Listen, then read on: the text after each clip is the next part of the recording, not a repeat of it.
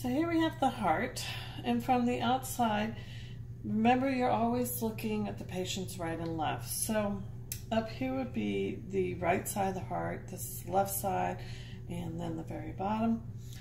With the heart together like this, looking at it intact, if we pull it off right here, you'll notice this red vessel right here is the aorta. This is the pulmonary trunk, which immediately separates, and you've got then the pulmonary artery going to, this would be the left, and then underneath, it moves underneath the aorta would be the right pulmonary artery. If we were to turn it around to the back side, you can see a little bit better here that here's the trunk, it splits, so this will go to the left, this will go to the right lung. Now this blue vessel that you see right here is the superior vena cava, and then you have the inferior vena cava, and both of those are going to feed into the right atrium, as we'll see in just a moment. The heart, remember, is a pump, and it's pumping blood from the right side to the lungs for the pulmonary circulation. The left side of the heart is being pumped to the systemic circulation, which is everywhere in the body except for the lungs.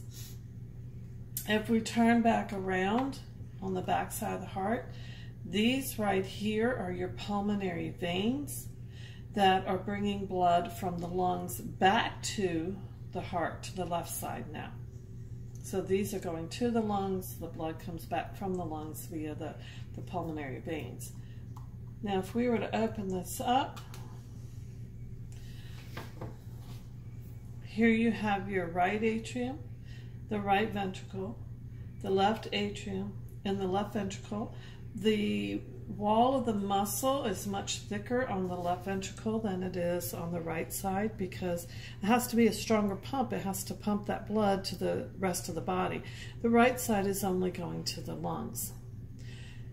These are showing the valve, some of the valves. There's 4 valves associated with the heart. These are both known as the AV valves, standing for the atrioventricular valves. Specifically, the valve that is between the right atrium and the right ventricle is the tricuspid valve. And then the valve that is between the left atrium and the left ventricle, this actually has 2 names. It's known as the mitral, also the bicuspid valve. And you'll notice on both of these you have the chordae tendineae, which is helping to attach to the papillae muscle. That helps to keep the flaps from flowing backwards into the atrium, and basically it's helping to prevent backflow of blood. Now in here you can see one of your semilunar valves. That is, there's 2 of those. This is the one also known as the aortic valve because it is the valve between the left ventricle in the aorta. There is another valve that's not shown on here from the right ventricle to the pulmonary trunk, so that would be the pulmonary semilunar valve. So you've got 1, 2, 3, and 4. As I said earlier, coming into the right atrium, you have the blood coming from the inferior vena cava, you also have from the superior vena cava, and you also have blood coming in from the coronary sinus, which is the blood that's feeding the heart itself. It is going to be flowing into the right atrium. So the flow of blood, so it comes, as I said, from these 3 veins into the right atrium, through the tricuspid valve right here into the right ventricle, out through the pulmonary semilunar valve into the pulmonary trunk right here at the branch. Half of it's going to go to the left pulmonary artery, which goes to the left lung, and the other half goes to the right pulmonary artery, which goes over to the right lung.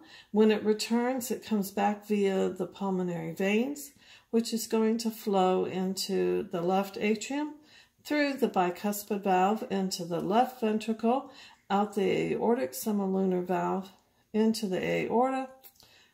This is the aortic arch now. And then you start to see the branching of blood vessels, whether it's the brachiocephalic artery, the common carotid, or the left subclavian artery.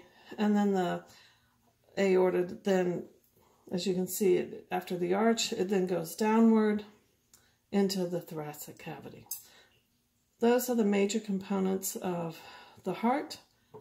And then in addition, when you study the actual blood vessels, then you also study the cardiac blood vessels, those that are feeding the heart muscle itself.